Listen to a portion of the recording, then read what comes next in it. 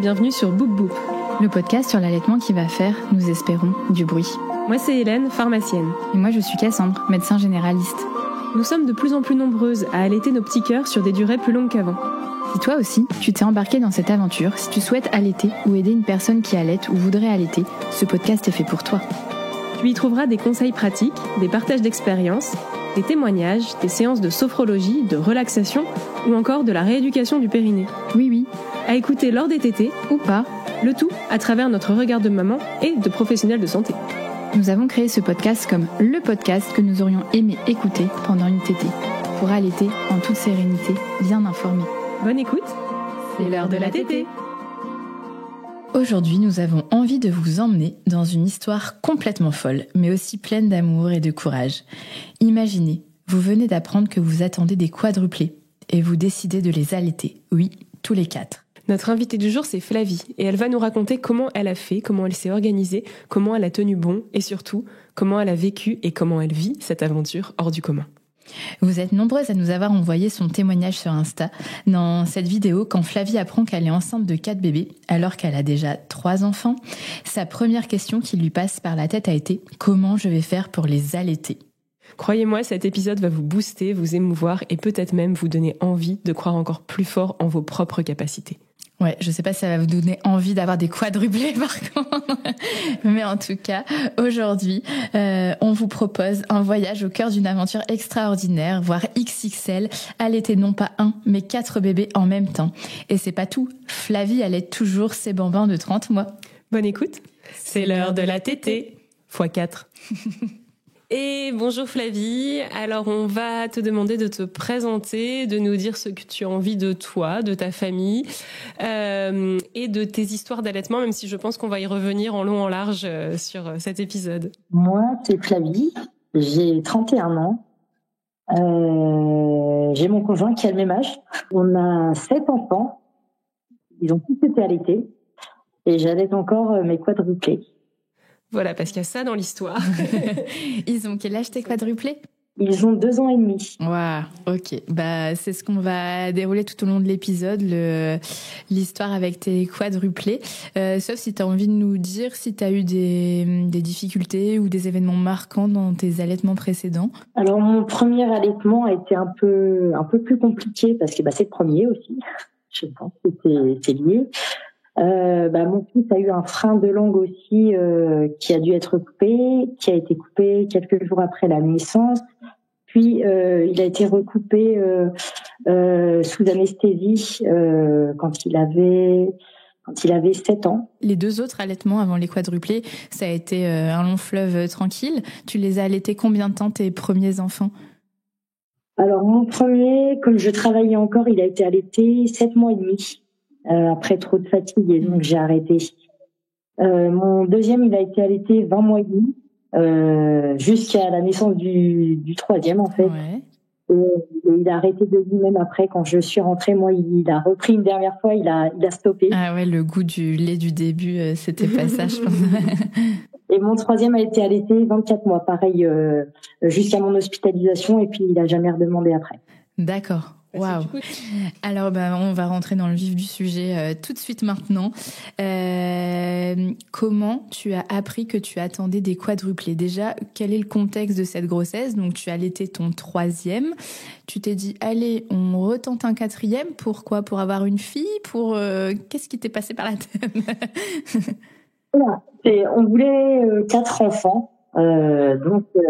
Avec quand même, en espérant quand même une petite fille parce qu'on avait déjà 3 garçons. Donc je suis tombée enceinte. Il avait un peu plus de 3 ans.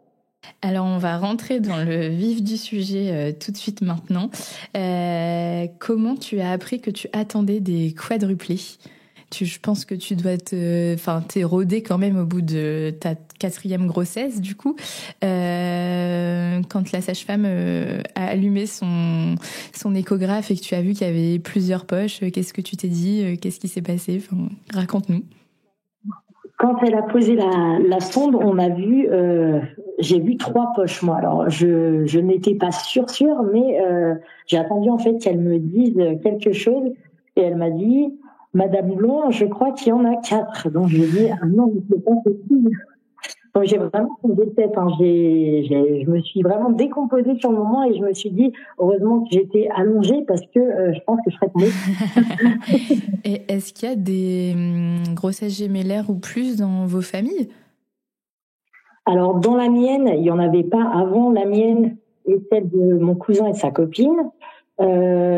Et par contre, dans celle de mon conjoint, il y avait déjà des jumeaux et des triplés. Donc, les grossesses de triplés n'ont pas abouti au bout, mais en tout cas, il y en a eu. J'ai mon conjoint qui a une de ses sœurs qui a des jumeaux, et il me semble que il y en a d'autres aussi autour des cousins, cousines et tout ça. D'accord, parce qu'on rappelle que c'est naturellement que tu es tombée enceinte de quadruplé. Donc... On est sur un beau réarmement démographique pour votre famille, en tout cas. Et alors, du coup, t'as pleuré, t'as ri, qu'est-ce qui te passe par la tête à ce moment-là? Parce que t'étais toute seule, du coup, avec la sage-femme. Je suis restée sans voix, en fait. J'avais, pour moi, aucune émotion spécifique sur le moment. Par contre, j'ai quand même eu ce qui m'est venu quand même à l'idée tout de suite, c'était comment j'allais faire pour allaiter 4 bébés et aussi le changement de véhicule parce que on avait un Tesla et automatiquement on passerait de 5 à 9, donc automatiquement là le véhicule ça allait plus. J'avoue que le véhicule c'est un casse-tête parce que déjà nous on va avoir 3 enfants là, on sait pas quelle voiture acheter, mais toi bah du coup t'as quoi comme voiture? Nous en plus on avait donc un Tesla donc qui était pas trop mal, même si on avait des jumeaux c'était parfait, mais là avec le 4 de plus on se disait c'est pas possible là, il y a une remorque non. Donc voilà, mais c'est vrai que voilà, c'était l'allaitement et le véhicule qui me posait problème moi sur le moment. Ouais, parce que l'allaitement, tu t'es dit un 4e enfant, même avec 3 grands, quoi qu'il arrive, je l'allaite et j'ai un objectif d'allaitement long. D'accord. Et alors Et comment tu l'as annoncé à ton conjoint? Ouais. Alors, en fait, je n'ai pas pu attendre de rentrer parce qu'en plus, on était à 35 minutes à peu près. Oh là là, t'avais le temps de cogiter dans ta voiture et tout. Je me suis dit, faut qu'il sache avec moi, comme ça, il va ruminer dans son coin et moi aussi. Donc, en fait, je l'ai appelé dès la sortie de l'échographie en lui disant que j'attendais pas qu'un enfant, j'attendais 4. Et il m'a dit non, c'est une blague. Il m'a dit t'as les filles. J'ai dit oui, je les ai, tu vas les voir quand je vais rentrer. Et il m'a dit bon bah t'attends. Et puis bon bah voilà, mais je pense qu'il ruminait aussi à savoir si c'était une blague ou pas. Et j'ai dit non, je voudrais pas blaguer sur ce genre de choses. Hein. Ouais non ça. Et d'accord. Et qu'est-ce que ta sage-femme t'a dit tout de suite pour une grossesse de quadruplé, que ça allait être méga surveillé, que ça allait être peut-être difficile, que pas dit qu'ils tiennent tous Voilà. Alors déjà, elle m'a dit, là j'étais au début quand même, j'étais à 7 semaines et 6 jours, donc j'étais à peine à 2 mois. Elle m'a dit que, sachant que c'est au tout début, faut quand même prendre en compte que c'est possible qu'il y en ait qui lâchent, et pour elle, il y en a qui allaient lâcher, hein, qu'ils ne tiendraient certainement pas tous, que déjà ce genre de grossesse, c'est quand même des grossesses hyper risquées, et que de toute façon, elle pourrait pas me suivre sur une grossesse comme ça parce que elle a pas le matériel nécessaire, je pense, pour poursuivre sur la longueur de la grossesse. Je pense que plus ils vont se développer, plus ce sera difficile et qu'elle a sûrement aussi pas fait d'études pour voir. Bien sûr, en fait, du coup, t'es dans les grossesses à risque et du coup, une sage-femme libérale échographiste, elle peut pas te suivre toute seule. Il faut que tu sois dans un centre de référencement pour pouvoir avoir le suivi adéquat à cette grossesse qui est quand même extraordinaire. Ouais. Mais je sais même pas si un médecin est prêt, tu vois. Ouais. Je pense que c'est aussi pour éviter le risque qui confondent au niveau des poches et qu'en fait ils se trompent et que ils pensent qu'il y ait par exemple un retard de croissance alors que c'est pas le cas parce que c'était pas le bon bébé. Enfin, je pense qu'il y a beaucoup de ça aussi et qu'elle était pas prête à suivre ce genre de grossesse. Elle m'avait dit des jumeaux, elle a déjà fait des triplés. Il y a des gens qui avaient des triplés qui étaient suivis un peu chez elle et aussi par contre à côté dans un hôpital de niveau 3 comme le CHU. Mais par contre, quadruplé, non. Ouais. Bah déjà, c'est super rare. Enfin, moi, j'ai jamais des triplés. J'en ai vu dans mes stages et au cabinet, et même dans mon entourage, j'en avais au collège-lycée. Mais des quadruplés, j'en ai jamais vu, jamais suivi, jamais en stage. Enfin, donc c'est même pas le pourcentage. Ouais, c'est pas étonnant. C'est que l'horreur, c'est à peu près un cas sur 750 000. Donc c'est très rare. Il y en a eu là où j'ai accouché moi, c'était que la deuxième grossesse de quadruplé qu'ils voyaient, ils en ont eu une il y avait 22 ans. Ah oui. Donc à peu près des 22 ans. C'est vraiment très rare. Et est-ce qu'elle t'a parlé de projet de réduction embryonnaire? Alors justement, moi quand elle m'a demandé de revenir une semaine après pour quand même vérifier qu'ils étaient encore tous là ou qu'il y en avait qui étaient partis. Donc, une semaine après, je retourne là-bas et elle me dit, ils sont toujours tous là. Et il y avait une activité cardiaque, du coup.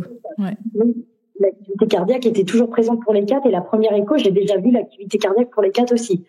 Donc, elle m'a dit, bon, là, il va falloir elle m'a dit, je vais prendre rendez-vous pour vous au CHU pour leur expliquer le cas et qu'on puisse me parler de la réduction embryonnaire quand même. Elle m'a dit, c'est vous qui verrez ce que vous voulez faire, mais c'est important quand même de savoir tous les risques qu'il y a sur ce genre de grossesse. Et donc j'ai dit oui, bien sûr, on va prendre le rendez-vous et voir ce que ça donne. Alors j'ai l'impression que ce rendez-vous a été très très long parce qu'en fait j'ai eu rendez-vous que 15 jours après. Donc pour moi c'était une éternité en fait d'attendre, de savoir les risques, voilà. Donc quand j'ai eu rendez-vous avec eux, on m'a quand même dit que c'était des grossesses qui étaient hyper risquées. Le seul point positif là que j'avais sur cette grossesse, c'est que moi, qui suis diabétique, en fait, je fais toujours des gros bébés. Donc l'avantage, c'est que mon utérus, il se distend facilement. Donc il y avait peu de risques qu'en fait j'ai par exemple une poche qui se déchire parce que mon utérus n'aurait pas pu se distendre plus. Il se serait distendu beaucoup et voilà, c'est réellement passé de toute façon.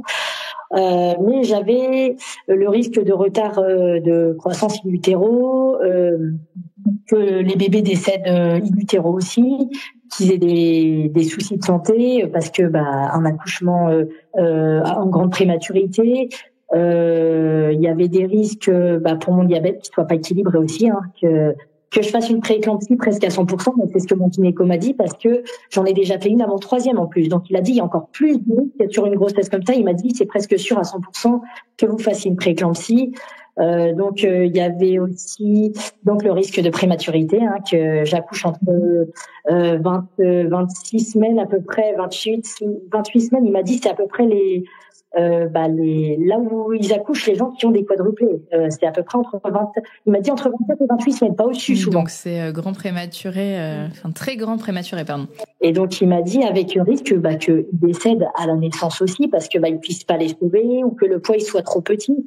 Pour moi, il m'avait dit les poids, si j'accouche par exemple à 24 semaines, ils seront même pas viables parce que c'est trop tôt et ils grossiront pas aussi vite que des bébés qui sont seuls dans le ventre automatiquement puisqu'ils sont 4. Donc voilà, il y avait eu beaucoup de négativité et d'entendre tout ça, c'est vrai qu'en plus quand on est enceinte, on est souvent à fleur de peau. Moi, c'est vrai que j'en ai pleuré. Je me suis dit en fait, c'est soit j'essaie, il y a quand même le risque que je les perde tous les 4 ou alors avec des soucis de santé.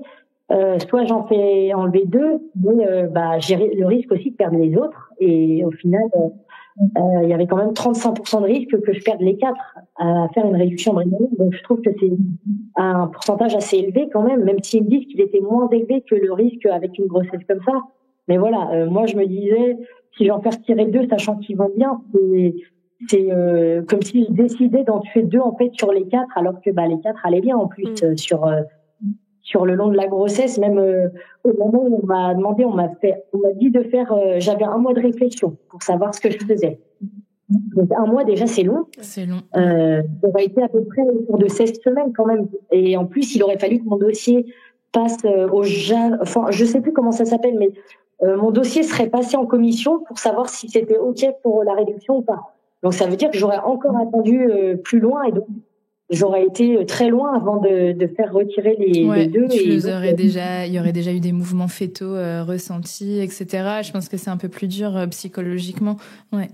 Voilà, un mois après, quand j'ai eu rendez-vous et qu'elle m'a demandé ce qu'on faisait et que j'ai dit qu'on continuait, je les sentais déjà en fait. Donc ça veut dire que je me voyais pas du tout faire ça. C'était pas possible. Ouais, parce qu'il y a pas de bonne décision à prendre. C'est très personnel et c'est une décision qui doit être très, très, très, très difficile à prendre en plus. Oui, c'est quand même un gros changement de vie, une grosse organisation. Enfin, tout est chamboulé. Donc, c'est sûr que c'est pas une décision qu'on prend à la légère. Je pense que tu as dû en discuter vachement avec ton conjoint, voire peut-être même ton entourage. Mais en tout cas, ce qu'on peut dire, c'est que vous avez dévié, toi et tes bébés, toutes les statistiques, tous les pronostics horribles qui ont été dits. Et donc, ça, déjà, ça relève du miracle, je pense. Même mon gynéco m'a dit quand on est arrivé assez loin, et il m'a dit vous pouvez vous moquer de moi, c'est ce qu'il m'a dit clairement, parce que tout ce qu'il m'avait dit, ça ne s'est pas du tout produit. Donc il m'a dit vous pouvez rigoler parce que voilà ce que je vous ai dit. Mais il m'a dit après voilà on peut pas savoir et c'est vrai qu'ils peuvent pas prévoir ce qui va se passer. Donc il préfère parler des risques automatiquement. Voilà, mais même si moi j'avais confiance quand même avec cette grossesse. Puis j'ai bien fait puisque tout s'est bien passé. Bien sûr. Et donc la grossesse s'est bien passée. T'es arrivée et déjà t'avais le projet d'allaitement même tout au long de la grossesse. T'en as parlé aux professionnels qui t'entouraient. Qu'est-ce qui te disaient de ça? Alors moi, les professionnels me disaient quand même que ce serait sûrement très compliqué d'allaiter des quadruplés. En plus, sachant qu'ils seraient prématurés, c'était sûr. Donc que ce serait très compliqué et que fallait pas que je me focalise sur un allaitement pour les 4, que valait mieux que je me dise que s'ils étaient en bonne santé, qu'ils aient du lait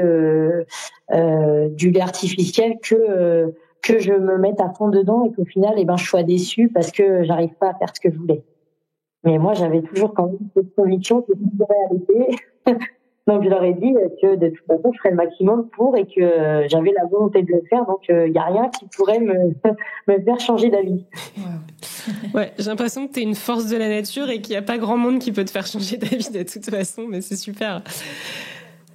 Le faire, même pour la grossesse, il y a des même ma diabéto m'avait dit que ce serait peut-être quand même mieux de faire une réduction et je lui ai dit que moi non, je ne le ferai pas et que je ferai le maximum pour aller le plus loin possible dans la grossesse.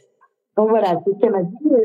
Tu fais en fait, elle m'a dit, j'ai l'impression que quand vous voulez quelque chose, vous faites tout pour que ça se passe dans ce sens-là. Et oui, en effet. T'es déterminée et c'est vrai que je pense que dans l'allaitement, si on a cette idée en tête là, parce qu'il y a plein d'embûches, donc déjà avec un bébé, si là t'étais pas focus et déterminée sur ça, je pense qu'à la moindre petit souci, c'est sûr qu'on peut vite lâcher. Donc waouh, encore waouh. Ouais. Après c'est chouette que tu aies eu cette motivation parce que tu coches toutes les cases où c'est encore plus intéressant d'allaiter dans le sens où le diabète, c'est mieux d'allaiter pour équilibrer ton diabète en postpartum. La grande prématurité, c'est mieux d'allaiter pour faire grandir les bébés. Mais on sait pas. On sait pas encore. Non, je ne sais pas, mais c'était les pronostics. Voilà. Parce que si les gens essayaient de te dire, attends, vous projetez pas trop si vous allez être déçus et tout. Mais en fait, en vrai, il n'y a pas de bonne ou mauvaise façon de faire, mais plutôt que de dire ça, essayez plutôt, non, on va voir comment ça va se passer et on va vous accompagner parce que, en effet, vous êtes une bonne candidate parce que, oui, là, dans ce cas précis, c'est mieux d'allaiter. Moi, je trouve ça que, plutôt que de dire, non, vous projetez pas trop, vous allez être déçus, quoi. Bon, après, je pense que les soignants, ils sont devant une situation extraordinaire, ils savent pas quoi dire, et même moi, je pense que. Moi, en vrai, j'ai zéro conseil à te donner, je vais prendre tes conseils parce que j'ai jamais eu cette situation-là pour conseiller des patients, des patientes. On l'aura peut-être jamais, d'ailleurs. Voilà, je pense que jamais, ouais. Donc, Et donc, tu t'es préparée à cet allaitement coûte que coûte pendant ta grossesse. Qu'est-ce que t'as fait? T'as essayé de retrouver des témoignages de mamans qui avaient allaité des triplés, des quadruplés. Comment t'as fait? Comment tu t'es préparée à l'allaitement? Même si tu avais déjà allaité 3 enfants, mais 3 enfants tout seuls. Qu'est-ce que... J'ai essayé de me renseigner s'il y avait des mamans qui avaient allaité plusieurs, plus de 2 en tout cas. J'ai pas spécialement trouvé. Donc, on va dire que c'était un peu... je savais pas trop où j'allais. Je savais que, en tout cas, je voulais faciliter les choses en allaitant 2 par 2. Je savais que j'arriverais à m'en sortir pour les positionner. Je sais qu'il y a des mamans qui se sentent pas en fait de le faire toutes seules quand ils sont petits en tout cas, qui ont du mal à pouvoir positionner eux-mêmes toutes seules. Et moi après j'avais mon conjoint qui serait présent 1 an après leur naissance, donc je savais que de toute façon si j'avais besoin il serait là. Donc pour m'aider à les positionner en tout cas au début, mais voilà ça s'est fait tout seul. J'avais l'impression que je savais faire ça depuis depuis toujours et que j'avais déjà eu minimum des jumeaux parce que je les mettais même à l'hôpital avec les fils, les branchements et tout ça. J'arrivais à me débrouiller pour les mettre. Attends, nous spoil pas parce qu'on veut savoir l'accouchement, à quel moment ils sont nés, comment ça s'est passé. Donc tu t'as essayé de te renseigner, mais t'as rien trouvé. Mais tu t'es dit que par ton expérience personnelle, ça allait aller de les allaiter. C'est vrai qu'en simultané, je pense que c'est la solution. Alors du coup, la grossesse, comment ça s'est passé au final? Est-ce qu'à un moment donné, dis-nous. La grossesse, ça s'est super bien passé, du début à la fin. J'ai eu aucun souci j'allais à mes rendez-vous toute seule parce que mon conjoint travaillait à ce moment-là. Donc, non mais attends, comment tu rentrais dans la voiture avec le volant? C'était après le volant, en plus je pouvais le bouger, donc c'était très bien. J'avais un véhicule qui était assez récent, donc pour ça c'était bien. Et mon ventre passait encore. À la fin c'était limite. Tout à la fin, après, j'aurais pas pu.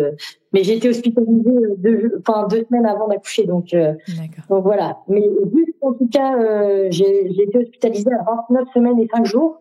Jusque là, avant, je pouvais aller sans problème. Bon après, quand j'ai été hospitalisée, c'est mon conjoint qui conduisait. Mais voilà. Avant, en tout cas, ça passait. Wow. Et t'as été hospitalisée pour quelle raison, du coup? Alors en fait, on avait des personnes qui étaient venues pour filmer un peu à la maison comment ça se passait et tout, et par rapport à la grossesse aussi. Et en fait, je pense que j'ai un peu trop forcé sur ce moment-là, parce que c'est à ce moment-là, quand on a été filmé, que j'ai eu des contractions. Donc j'ai dit ah non, on arrête tout et voilà. On rentrait et en fait les contractions ont continué. Donc j'ai pris Spasfon pour voir si ça se calmait et j'avais appelé l'hôpital quand même. Il m'avait dit de voir avec des Spasfon si ça passait et en prenant un bain. Sauf que malheureusement ça passait pas. Donc j'ai dû aller à l'hôpital et oui, il y avait bien des contractions. Donc malheureusement ils n'ont pas eu le choix, ils étaient hospitalisés. Je devais être hospitalisée la semaine d'après. Donc j'ai dit, j'étais un peu déçue parce que j'espérais justement que le travail se mette pas en route maintenant. Parce que moi j'avais un objectif de 30 semaines minimum avant l'accouchement. Moi je voulais au moins aller à 30 semaines pour sortir de la grande prématurité. Voilà, ouais. De la très grande prématurité pour arriver dans la grande prématurité, mais ça va, c'est déjà mieux, ouais. Je préférais aller au-dessus de 30 quoi que d'être en dessous de 30. Donc j'ai été hospitalisée et par contre 48 heures après j'avais plus de contractions. Donc je pense en fait que mon corps me disait stop, là qu'il fallait que j'arrête de trop en faire et que parce que voilà sinon je pense que j'aurais pas eu de contractions parce que de base je faisais pas spécialement trop d'efforts non plus. Après je bougeais toujours mais voilà là ça a été le trop rester trop debout pendant trop longtemps et mon corps il m'a dit c'était plus possible quoi. Il fallait que j'arrête. Et donc 2 semaines plus tard, du coup, l'accouchement, qu'est-ce qui s'est passé? J'ai accouché à 31 semaines et 6 jours, exactement. Donc, c'était un déclenchement et après, j'ai été jusque-là. Donc, je me dis qu'en fait, il m'aurait fait un déclenchement plus tard, j'aurais été plus tard, mais c'était mieux pour moi que ça s'arrête là parce que j'avais quand même l'utérus d'une femme à terme à 24 semaines de grossesse. D'accord. Donc, ça veut dire que si mon utérus il était comme une femme qui allait accoucher et j'étais qu'à 24 semaines moi. Ouais. Donc ça a tiré sur la corde très tôt. Il m'avait dit que c'était pour éviter que j'ai moi des soucis de santé aussi à l'accouchement. Il y avait des risques pour moi aussi de toute façon donc voilà, c'était pour pas pousser trop non plus. Donc ça a été très bien parce que tout s'est bien passé, l'accouchement s'est bien passé. Attends, t'as accouché voix basse de quadruplé? Ah non, par contre, c'était une césarienne. D'accord, c'était une césarienne. Okay, ouais. Mais j'étais réveillée pendant la césarienne, donc j'ai vu ce qui se passait, comme mes précédentes grossesses où j'ai eu des césariennes aussi. Attends, donc, on n'a pas demandé, donc tu as eu 3 césariennes avant, et là, ils t'ont pas dit qu'il y avait des risques de rupture utérine et tout avec les quadruplés? Non. Okay. Non, wow. Après mon gynéco, il est professionnel dans dans les grossesses à risque, en fait, il m'a dit que les ruptures utérines sont extrêmement rares. Donc, ça arrive quand même très, très rarement. Donc voilà, pour lui, il n'y avait pas d'inquiétude par rapport à ça. Par contre, j'ai eu que 3 césariennes au total. Donc, mais mon deuxième, mon troisième et les quadruplés. Le premier, je l'ai eu par voie basse. Mais en fait, ça s'est très mal passé. Il est resté bloqué parce qu'il était déjà très gros. J'ai accouché à 37 semaines, mais il était très gros. Il faisait 3,990 kg. Et en fait, au niveau des épaules, c'était très carré. C'est souvent ce qui se passe quand il y a du diabète. Donc, en fait, il est resté bloqué au niveau des épaules. Donc, ils ont dû aller le chercher et ça a été très, très compliqué. Je ne m'attendais pas à ça du tout. Ça, pour le coup, quand on est diabétique et que le bébé est macrosome, c'est assez fréquent quand même, la dystocie des épaules, etc. Donc, ouais. Et, c'est vrai que malheureusement, j'avais une gynéco qui était pas du tout, qui n'y connaissait rien au niveau du diabète. Donc, en fait, elle aurait même voulu que j'aille une semaine plus loin, quoi, que j'accouche à 38 semaines. C'est les médecins qui lui ont dit, il fait déjà en estimation il faisait 3,880 kg en estimation. Et ils lui ont dit, vaut mieux quand même qu'elle accouche avant plutôt qu'elle aille trop loin et que ça pose problème. Bien sûr, surtout qu'à l'échographie, c'est des estimations, c'est pas des poids précis et ça peut même être plus. Souvent, c'est moins le poids quand il naît le bébé, mais ça peut être plus aussi, ouais. Ok. Voilà, j'ai donc j'ai voulu changer de gynéco et c'est pour ça que j'ai pris celui que j'avais pour les grossesses précédentes, suivantes. Parce que lui, il était pour les grossesses à risque et il s'occupait principalement des femmes qui étaient diabétiques. Donc, je préférais partir sur un gynéco qui s'y connaissait qu'une qui s'y connaissait pas. Ouais, bien sûr, c'est vrai qu'il faut. Enfin après, moi je reste confraternelle bien sûr avec tous mes confrères, mais il faut s'entourer des personnes sûres, des gens hyper formés, surtout dans ces cas-là. Ouais. Donc diabète. En fait, c'est un diabète que t'as un diabète de type 1 du coup. Ouais. Donc t'es diabétique. Voilà, de base. Donc ça, déjà, ça mérite une grossesse hyper surveillée. Des quadruplés, là, j'en parle même pas, mais ça paraît évident. Et du coup, c'est vrai que là, la césarienne, elle est indiquée, quoi qu'il arrive. Je pense pas que tu aurais pu avoir de voix basse, même si tu avais eu des accouchements par voix basse précédemment, c'était pas possible. Ouais. Je pense pas. En tout cas, il y a toujours eu au CHU, là où j'étais, ça a été césarienne d'office pour, je pense, à partir de 3. Ok, et alors du coup, 4 bébés qui sortent, qu'est-ce qu'on fait dans ces cas-là? Alors ils sont prématurés, est-ce que tu as quand même droit à un petit pot à pot? Est-ce qu'ils sont directement mis dans des couveuses? Comment ça se passe? Alors j'ai pu les voir, alors sachant que je ne savais pas le sexe. On voulait la surprise pour le dernier. C'est trop bien de pas savoir. Je ne savais pas le sexe de qui, donc ils me les ont amenés et j'ai donc constaté le sexe à chaque fois, sauf pour ma fille, parce qu'en fait elle avait des glaires, donc ils l'ont emmenée directement pour les enlever, et donc je l'ai pas vue. Après il y a des soins. Donc t'as pas su que c'était une fille et t'as vu les 3 autres garçons. Oui. On rappelle que Flavie, elle a 3 garçons et après elle a 3 quadruplés garçons et une fille. Donc là tu savais pas que t'avais enfin une fille. Ah mon Dieu. J'ai eu 2 garçons en fait. J'ai entendu un bébé donc ils ont été vilisés parce que elle avait des glaires. J'ai entendu pleurer, donc par contre on me l'a pas emmené, et ensuite j'ai vu mon dernier garçon qui m'ont fait montrer, ils ont baissé le champ en fait et ils me l'ont montré. Donc j'ai vu le dernier garçon, c'était un garçon et qu'il y avait entre le deuxième et le quatrième, il y avait un bébé, mais je ne savais pas le sexe. Des sexes inconnus. Waouh. On a entendu et j'ai quand même posé la question à une personne qui était présente et je lui ai dit, on a vu que 3 bébés. J'aimerais bien savoir le troisième qu'on a entendu, j'en ai entendu un troisième, le troisième en fait qu'on m'a pas amené, je voudrais bien savoir le sexe quand même. Elle m'a dit, vous voulez savoir maintenant? J'ai dit oui, j'aimerais bien, et elle m'a dit c'est une petite fille. Ah ouais. Waouh. J'en pleure, c'est la Google. Mais attends, alors, là c'est question débile futile, mais t'avais 4 prénoms de garçons, 4 prénoms de filles en tête, quoi. Oui, en fait. Oui, on avait déjà fait avec mon conjoint. En fait, on avait dit si le premier c'est un garçon, ce sera le premier prénom garçon qu'on avait choisi. Si le deuxième c'est une fille, ce sera premier prénom de fille choisi. Enfin voilà, on voyait les choses comme ça. Comme ça, on n'était pas perdus. Il y avait déjà un prénom pour chaque enfant et ils avaient dit que ça les arrangeait parce que c'est compliqué quand ils font au début les examens de bébé A, bébé 2. Enfin voilà, c'était compliqué. Ouah, clairement. C'est fou. Et donc, après, eux, ils ont été en soins en néonatologie. Et toi, tu es rentrée dans ta chambre en obstétrique. Alors moi j'ai été en fait, donc ils m'ont recousu, donc le temps qu'ils recoupent, je voyais après les petits qui partaient, chacun, ils les ont emmenés deux par deux, ils ont fait les premiers soins et tout, et puis après ils les ont emmenés en néonat. Donc ils sont restés un petit peu avec papa en bas. Et voilà, papa, il pouvait surveiller les soins qui étaient faits. Il y avait beaucoup de monde. Je crois qu'il y avait plus je crois qu'il était au moins 27 personnes. Un staff pour chaque bébé, je pense, et un pour toi. Donc, ouais. Je crois qu'ils étaient deux par petit, plus les anesthésistes, j'avais mon gynéco, plus celle qui travaillait avec elle, qui était plus jeune et qui voulait assister, parce que, elle a dit, elle connaîtra certainement jamais plus de grossesse comme ça, donc elle voulait être présente. Donc voilà, il y a eu beaucoup de monde. Donc après, ils sont montés. Moi, je suis allée en salle de réveil. Donc mon conjoint était avec les petits en haut.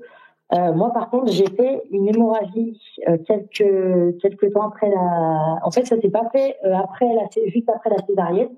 S'ils avaient peur, c'était ça, que ça se passe. Après, en fait, mon utérus a bien repris sa taille parce qu'en fait, il était très distendu. Donc automatiquement, le risque, c'est qu'il ne reprend pas sa taille initiale et donc à cause de ça, il y a une hémorragie. Voilà, quand je suis retournée en salle de réveil, en fait, ils surveillent régulièrement, voir les saignements, comment ils sont. Et en fait, la gynéco qui était avec mon gynéco, elle disait, je trouve qu'il y a quand même beaucoup de sang. Donc, ils ont attendu un petit peu voir si c'était bien ça. Et pour eux, oui, en effet, quelques temps après, c'était une hémorragie pour eux. Parce qu'il y avait beaucoup trop de sang. Ils ont essayé plusieurs choses qui n'ont pas fonctionné. Donc, le produit qu'ils mettent dans la comment ça s'appelle, qui mettent, on est branché partout là, donc ils mettent le produit dedans, voir si ça s'enlevait. Enfin, j'ai eu plusieurs trucs de fait, il y a rien qui a fonctionné, je saignais toujours autant. Donc je suis repartie au bloc. En fait, ils m'ont expliqué que je repartais au bloc et il y avait le risque, c'est ce qu'ils m'avaient dit avant l'accouchement, qu'il y avait le risque qu'ils m'enlèvent l'utérus si vraiment ils n'arrivaient pas à stopper parce qu'ils voulaient pas chercher plus loin et que de toute façon, comme il m'avait expliqué, je pense que cet enfant c'est bien. Et moi j'avais dit que oui, de toute façon, l'utérus ça pas de problème. Donc voilà, je suis repartie au bloc et j'ai eu une hystérectomie du coup. Ok, ça marche. Mais alors, et dans tout ça, l'allaitement, t'as tiré ton lait pendant qu'ils étaient en soins? En soins en néonat, comment ça s'est mis en place? Moi, je suis remontée dans ma chambre parce que quand je me suis réveillée, en fait, déjà, j'ai accouché le matin à 10h. Je suis remontée en chambre et il était 23h. Donc, j'ai quand même beaucoup de temps entre le moment de l'accouchement et le moment où j'ai été, je suis retournée au bloc. Il y a eu quand même beaucoup de temps qui s'est passé et le moment où je me suis réveillée. Donc, je suis remontée très tard en chambre. J'étais très fatiguée aussi, je pense, du fait de l'hémorragie, tout ça, automatiquement. J'ai quand même commencé à tirer mon lait donc quand je suis remontée en chambre. Donc il était, je suis d'abord allée voir mes enfants en néonat parce que je voulais les voir. J'avais pas vu ma fille en plus, donc je voulais les voir tous les quatre, avoir des petites photos quand même. Et donc on m'a emmenée en néonat et j'ai passé un peu de temps avec tout le monde parce qu'en plus à ce moment-là ils étaient tous séparés, donc chacun dans une chambre. Donc j'ai dû faire quatre passages. Donc je suis remontée après en chambre, il était plus d'1 heure. Donc j'ai tiré quand même parce que je voulais quand même démarrer, sachant que de base on doit tirer assez rapidement quand même, c'est considéré le mieux, c'est 6 heures après l'accouchement. Automatiquement là ça s'est pas passé comme j'avais prévu, donc j'ai quand même commencé à tirer dans la nuit de mardi à mercredi.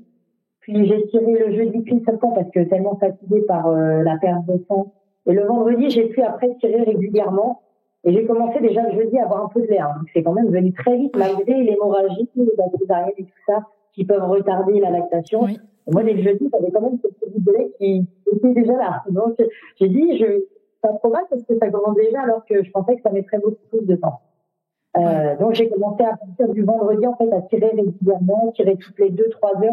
Oui aussi je tirais pour vraiment pouvoir démarrer au plus tôt la lactation et que ce soit le plus simple possible pour moi. Et pendant ce temps-là, tes bébés ils étaient nourris avec du lait du lactarium ou enfin je sais pas si on t'a dit. Oui c'est ça. Après je ramenais ce que j'avais. T'as pris le relais. Voilà, j'ai pu prendre le relais même si j'avais pas encore ce qu'il fallait automatiquement. quelques jours après. Il a fallu plusieurs semaines avant que je puisse donner pas mal. Après, je les mettais aussi au sein quand j'ai commencé. En fait, ils ont pu aller au sein quelques jours après la naissance. Oui, ils ont pu y aller assez vite. Et ils arrivaient à boire quand même. Hein, donc, quelques jours après, ils arrivaient quand même à boire parce qu'on pesait avant et après. Il y avait quand même des prises de lait au sein. Ouais. Ils étaient assez étonnés, mais voilà, c'était le cas, ils arrivaient à prendre. Encore une fois, tu défies tous les pronostics, les choses, et tes bébés aussi, ouais, vous êtes une belle équipe à 4.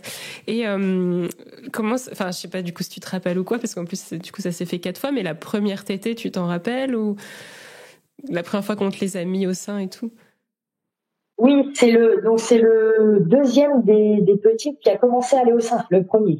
C'est lui qui a commencé parce que il me disait qu'il cherchait quand même et tout, donc ils ont voulu tenter. Et en effet, lui a pris dès le début, il a pris du lait dès le début. Donc les autres, ça tétait, mais pas spécialement, ça prenait pas au tout début.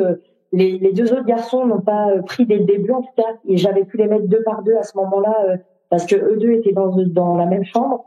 Le premier qui a pris au sein, il était tout seul dans une chambre avec un autre bébé qui n'était pas ma fille.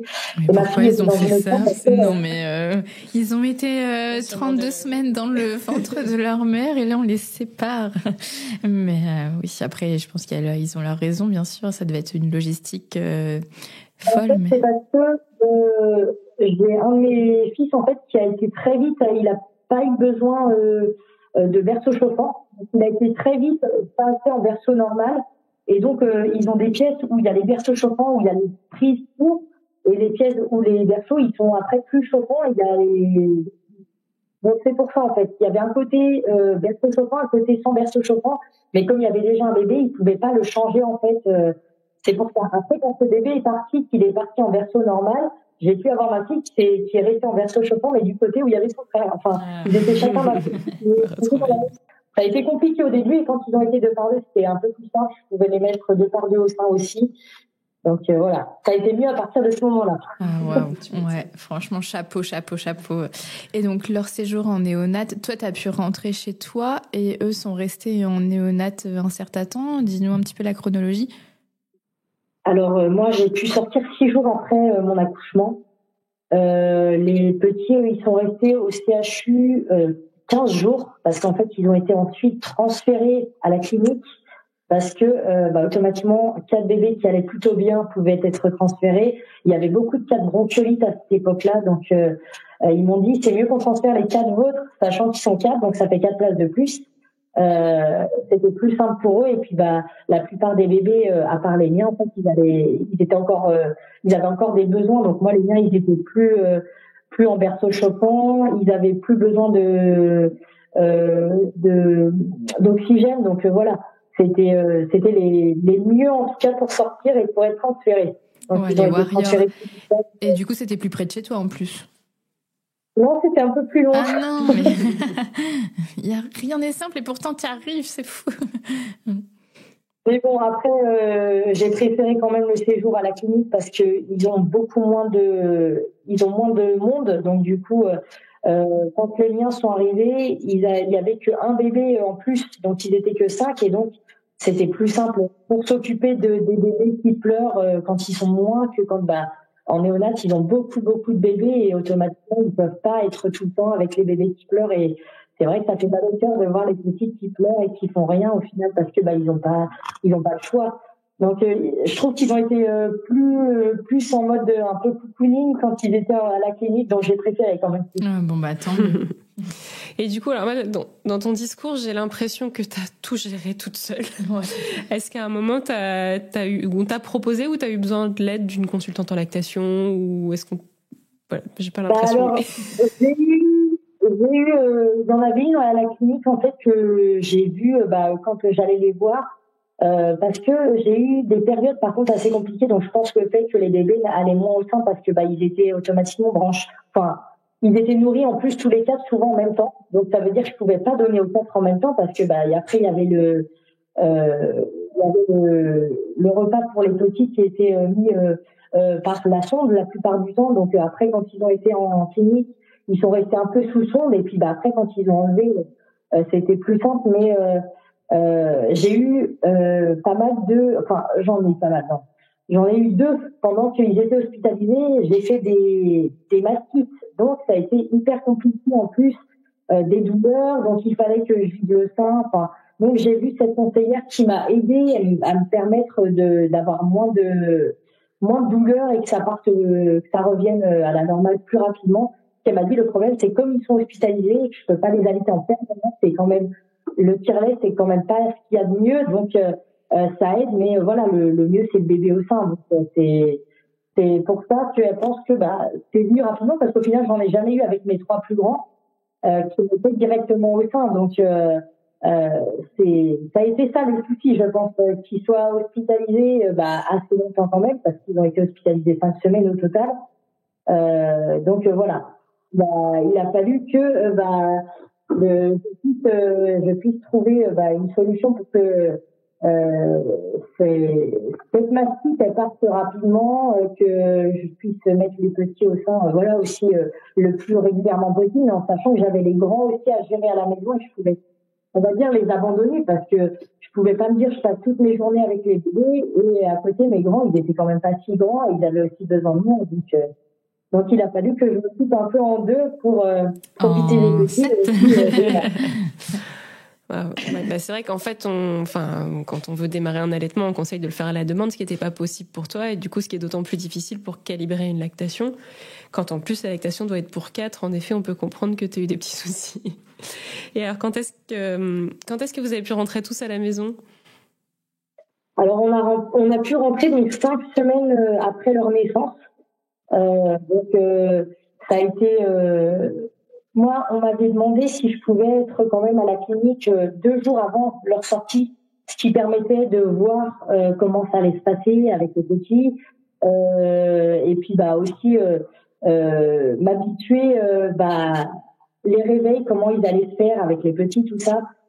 Donc voilà, et puis pouvoir aussi les mettre au sein le plus possible sur les 2 derniers jours avant la sortie. Donc pour moi ça s'est bien passé, j'ai pas trouvé que ça a été plus compliqué qu'autre chose. Après en plus j'avais quand même les infirmières qui venaient m'aider, donc j'ai pas trouvé que ça allait être vraiment ce qui allait se passer à la maison, mais bon après j'avais pas le choix, donc je l'ai fait. Quand ils sont sortis, sincèrement ça a été vraiment beaucoup mieux. Quand on est rentré à la maison, j'ai trouvé que ça a été énormément plus facile que quand ils étaient hospitalisés. Parce que moi, je savais que pour bien démarrer un allaitement, c'était mettre les petits au moindre signe d'éveil au sein. Donc, j'avais les 3 plus grands qui avaient été allaités. Donc, je savais tout ce qu'il y avait à savoir sur l'allaitement. Donc, au moindre réveil, en fait, j'en mettais 2 au sein. Puis, par la suite, ils se réveillaient en plus à très peu de temps d'intervalle. Donc, je les laissais un peu pleurer parce que je voulais les passer d'abord au sein et c'est ce qu'on me conseillait, de d'abord les passer au sein, puis ensuite de faire le complément, parce qu'au début, ils ont été complémentés quand même avec du lait artificiel, parce qu'on m'avait dit que déjà pour eux, ils n'étaient même pas sûrs que je puisse allaiter les 4, et pour eux, même pas sûrs que je puisse allaiter 2 bébés. Ils m'avaient dit, vous ne fixez pas donc à l'allaitement. C'est là qu'on m'a quand même dit beaucoup de fois de pas se fixer sur l'allaitement de 4 bébés, et surtout en exclusivité, parce que je leur avais dit que moi, ok, ils seront complétés au début, mais je voulais partir sur de l'allaitement exclusif par la suite. Donc, supprimer les biberons pour passer en exclusif. Ils m'avaient dit qu'il ne fallait pas que je m'imagine. Ouais, ils avaient quand même un discours un peu négatif, mais après, encore une fois, ils ont pas d'expérience sur ça, et c'est vrai que le poids des bébés grands prématurés est hyper surveillé. Là, ça en allait de leur survie de grossir et de grandir. Donc, bien sûr, après, encore une fois, t'es une warrior parce que j'ai l'impression que tu les as allaités exclusivement par la suite. Après, j'ai écouté ce qu'ils me disaient, et oui, j'étais d'accord. Oui. J'avais quand même derrière, je leur avais dit que quand ils me disaient que ça sera certainement impossible, je leur avais dit oui, d'accord, mais moi je le tenterai quand même. Et je leur disais, moi je tenterai, même si j'aurais pu les allaiter que 15 jours en allaitement exclusif ou même pas en allaitement exclusif, j'avais dit que je tenterais et je ferais le maximum pour que ça fonctionne. Donc voilà, moi j'avais pas, même avec ce qu'il me disait, j'avais dit que ça me découragerait pas du tout. J'ai allaité 3 enfants avant, j'ai très bien géré et il n'y a pas de raison que je ne puisse pas, sachant que notre corps, il sait quand même il savait que j'avais eu 4 bébés, donc on est quand même des mammifères. Les animaux, ils arrivent à allaiter plusieurs bébés, donc même s'ils ont après ils ont tétés, voilà. voilà. Mais ça veut dire qu'il n'y a pas de raison que je ne puisse pas si je mets toutes les chances de mon côté. Après, au début, c'est pareil, je prenais des bières sans alcool, je prenais des tisanes d'allaitement, je prenais ça régulièrement, j'avais l'homéopathie aussi pour l'allaitement. Enfin donc voilà, je mettais vraiment le maximum de chances pour que ça puisse fonctionner. Et en plus, j'avais aussi mon conjoint qui était là derrière pour m'aider. Pour aider principalement avec les grands, lui c'est ce qu'il a fait au début, s'occuper des grands principalement pour que moi je puisse gérer l'allaitement avec les petits. Et donc ça a fonctionné. Donc je pense qu'on a tout fait comme il fallait. Ah ben clairement oui. Mais je pense que la règle numéro 1 c'était faire confiance aux mères parce que tu savais. Et de toute façon, ce qui t'était dit, à part potentiellement te décourager, il y avait pas. Enfin. Ouais, encore une fois, je pense qu'on essaie de te préparer psychologiquement, mais en fait, le mieux, encore une fois, c'est d'apporter du soutien. C'est OK, on va essayer, puis on va voir comment ça va se passer. Ouais, parce que si t'avais écouté depuis le début tous les pros de santé, tu dis, OK, tant pis, t'aurais eu peut-être que 2 enfants et t'aurais pas forcément allaité. Et enfin, voilà. Ouais, mais heureusement que t'as... Ils se rendent pas compte que si les mamans veulent tenter, je pense qu'il ferait mieux de leur dire, de les encourager plutôt à dire que c'est très bien qu'elles veuillent essayer, voilà, qu'il y a des risques que ça ne fonctionne pas, mais que si elles veulent essayer, c'est très bien et qu'elles continuent dans cette lancée, plutôt que de décourager en sachant que certaines mamans en plus qui auront peut-être qui auront besoin de soutien et qu'au final sentir qu'elles ne sont pas soutenues, et se dire qu'en fait elles vont lâcher parce que ça fonctionnera pas et au final, si. Ouais, voilà. Au pire, tu tentes, ça va pas. Il y a toujours des solutions. C'est sûr, il faut encourager et être bienveillant en fait et respecter le choix des patients et des patientes. Ouais.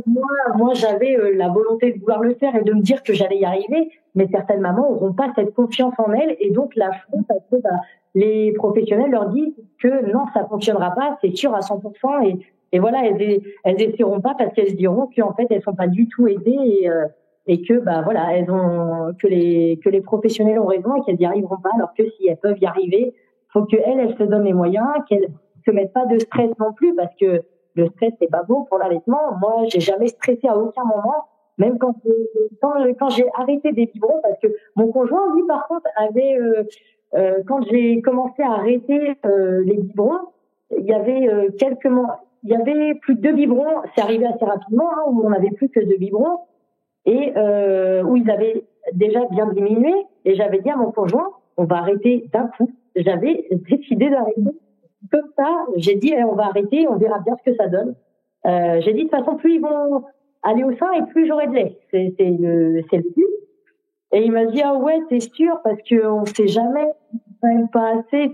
J'ai fait, mais laisse-moi faire. J'ai dit, au pire des cas, s'il y a besoin, on pourra repasser au biberon. Mais il n'y a pas de raison.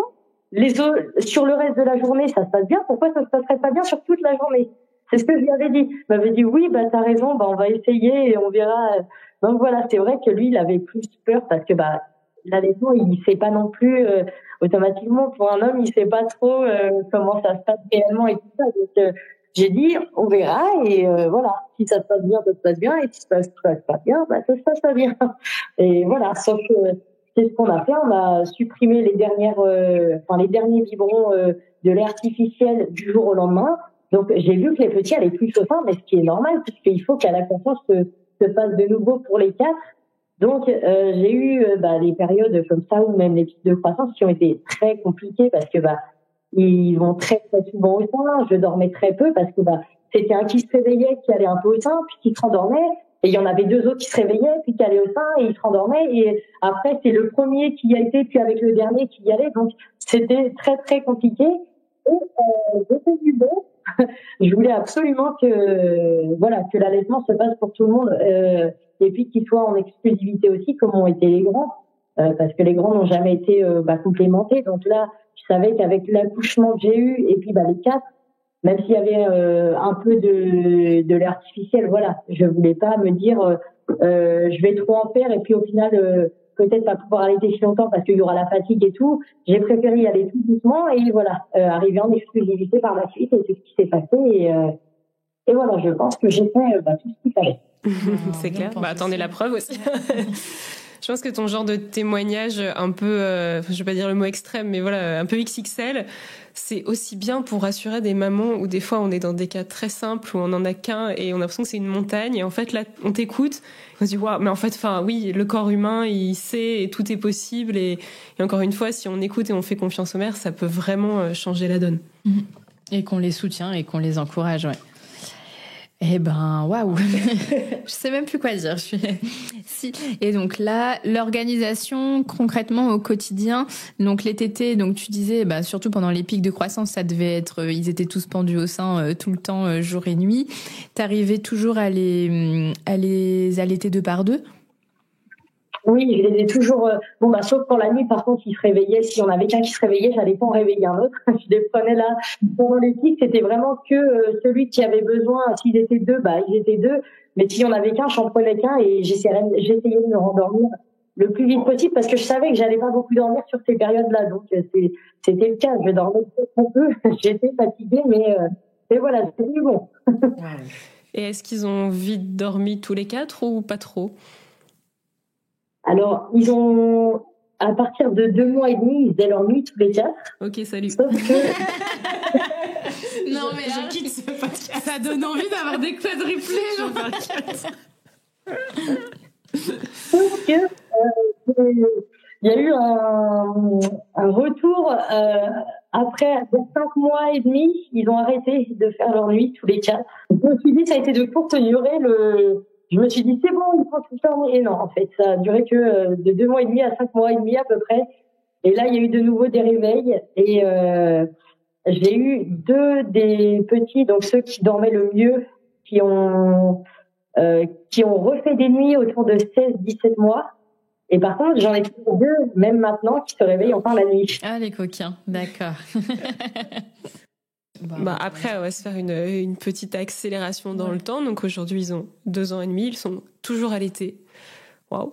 Oui, comment ça se passe? Est-ce que parce qu'on sait que, en tout cas pour avoir eu des allaitements longs, quand on passe au stade bambin, on est plus sur un allaitement à l'amiable. Là, t'en as 4. Est-ce qu'il y a des batailles? Est-ce qu'il y en a qui sont plus accros que d'autres au tété? Enfin, comment ça se passe quand t'allaites 4 bambins? Pour les 4, alors sachant que j'étais à 4 TT il y a encore quelques mois, mais là je suis passée à 3, parce que j'aimerais quand même que à la rentrée ils arrêtent complètement, ou alors qu'il y en ait que le matin et le soir au pire des cas.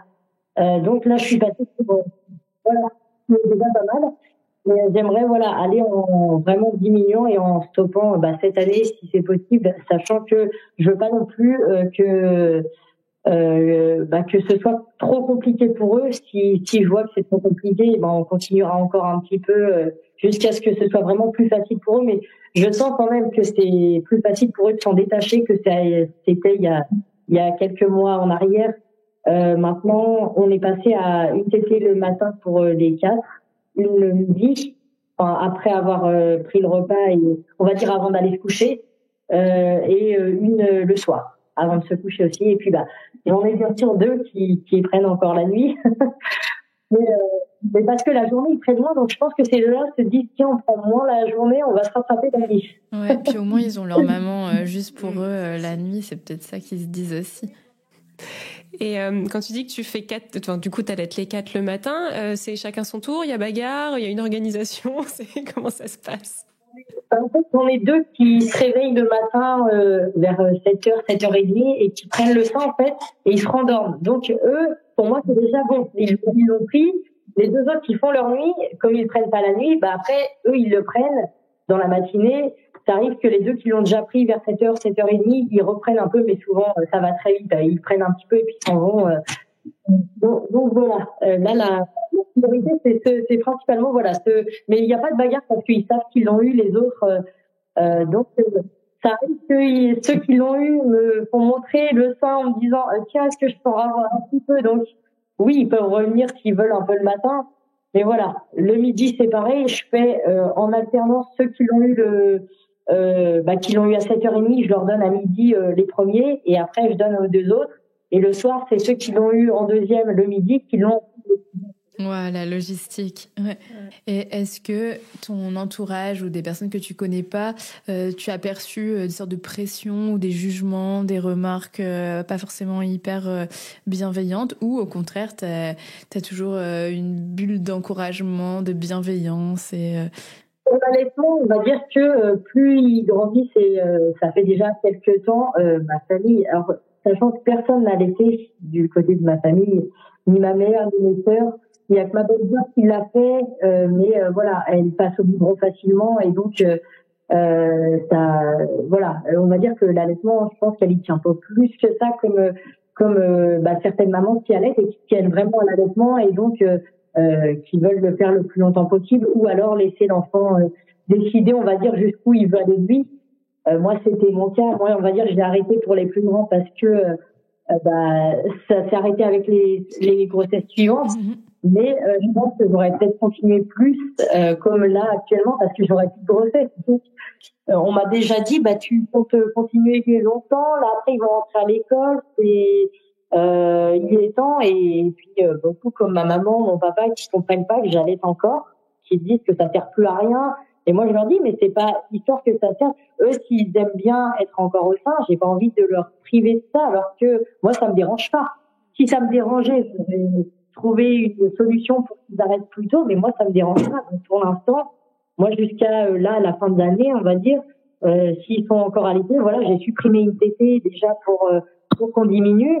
Mais s'ils ont encore besoin de matin et soir, et même un peu plus longtemps, je pense que je continuerai encore pour le moment, parce que voilà, c'est pour certains c'est plus la norme, mais de base il y en a beaucoup qui allaitent très longtemps, et que un sevrage naturel ça peut aller de 2 ans et demi à 7 ans. C'est à peu près ce qui a été montré. Donc même si il y a plus de besoin quand ils grandissent trop, il y a plus un besoin de lait maternel, mais c'est un plaisir pour eux. C'est ça en fait. C'est un besoin de proximité avec la maman. Donc voilà, je ferai le maximum pour ne pas avoir à les frustrer, sachant qu'en plus ils n'ont pas de tétine et pas de bidou. Donc c'est toi. Voilà. Et donc pour rappeler, donc là tu les as depuis leur naissance. Il n'y a pas de mode de garde. C'est toi qui les gardes depuis qu'ils sont nés. Oui, c'est moi qui les garde. Ma maman et ma sœur principalement, que de temps en temps quand on sort un peu. Mais voilà, ça n'a jamais été une nuit où ils ont été gardés ou quoi que ce soit. C'est vraiment dans la famille, quoi. Est-ce qu'il y a un message que tu as envie de transmettre aux autres mamans, qu'elles soient enceintes de 1, 2, 3, 4 bébés? Le message que j'ai envie de transmettre, c'est que faut se faire confiance, qu'il y ait un ou plusieurs bébés. On a la possibilité d'allaiter, hein. C'est plus compliqué, c'est moins facile qu'avec un, même si avec un c'est souvent difficile aussi. Mais y a plein de solutions pour pouvoir allaiter les 4. Donc j'ai envie de dire que voilà, faut que les mamans se fassent confiance, et que si elles ont besoin d'aide, il y a des consultants, il y a d'autres mamans qui ont déjà allaité plusieurs enfants qui peuvent aussi aider. Donc voilà, faut pas qu'elles se disent que ce n'est pas possible. Si elles ont envie d'allaiter, elles pourront allaiter. Merci Flavie. Merci à toi, merci aux quadruplés qui ont été super sages pendant l'enregistrement, parce qu'a priori ils ont dormi quasiment tout le temps. Et je crois qu'on va se redire bravo, c'est vraiment top tout ce que t'as fait. Ton message de se faire confiance, il transpire de cet épisode, donc vraiment merci pour ça. Et merci. Oui, et c'est vrai que quand on est motivé et par amour, je pense, pour ces bébés, tout est possible en vrai. Enfin, t'en es la preuve. Et en tout cas, merci pour ton témoignage. Un grand merci à Flavie et à ses quadruplés qui ont bien siesté pendant tout l'enregistrement pour avoir partagé avec nous cette aventure hors du commun, pleine d'amour, de doute, mais surtout de force. N'oubliez jamais que peu importe le nombre de bébés, l'important c'est l'amour et la confiance que vous mettez dans votre histoire d'allaitement. Prenez soin de vous, vous êtes incroyables. C'était l'heure de la tétée. N'hésite pas à noter ou commenter notre podcast et à le partager pour que Bouboub soit écouté par des mamans qui allaitent ou futures mamans qui souhaitent allaiter. Pour pouvoir allaiter en toute sérénité, bien informée. C'était l'heure de la tétée.